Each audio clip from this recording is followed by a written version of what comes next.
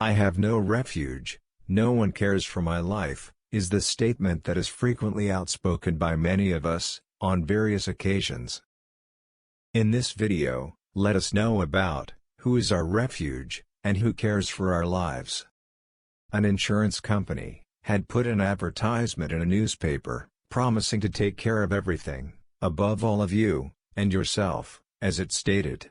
Is there really someone who shows a profound personal interest in our well-being, and offers us a secure future? The advertisement ended with the slogan, "Your security, your future, and your life." These are the things that we must all consider.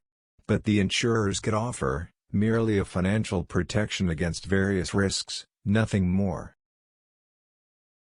David is a good example of someone who knew God as his refuge. At different points of time in his life, David was on the run from people who literally wanted to kill him, but he always found safety in God. When David wrote the 142nd Psalm, he was in dire trouble. Fleeing from King Saul, he had sought refuge in a cave. But he knew of a refuge that was ever more secure, so he cried unto the Lord, "O Lord, thou art my refuge." He poured out his heart to God about what was going on in his life, and asked God to intervene on his behalf.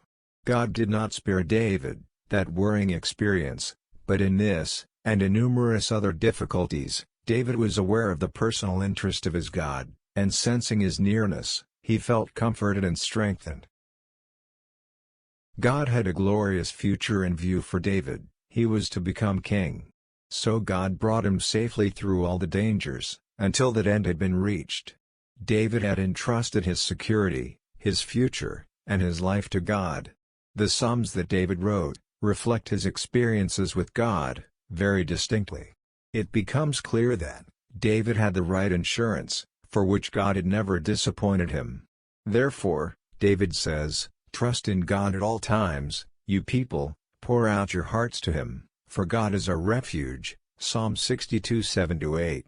Countless times, God led the Israelites into battles, against armies much more powerful than they, yet, when they trusted God and obeyed Him, they always came out victorious.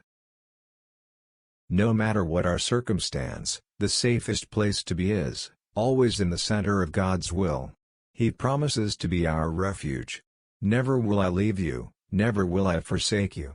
So we can say with confidence, "The Lord is my helper, I will not be afraid. What can man do to me?" Hebrews 13:5-6. God is our refuge. However, that does not mean that He will never lead us into difficult or dangerous situations. When we are in God's will, we can face even the most dangerous situations with confidence, because God is with us. We may be tempted to look for safety in things other than God, but such things can only provide a false sense of security. God is the only real refuge we'll ever find. Whoever entrusts his life to God will always discover that God is our refuge and strength, an ever-present help in trouble. Amen.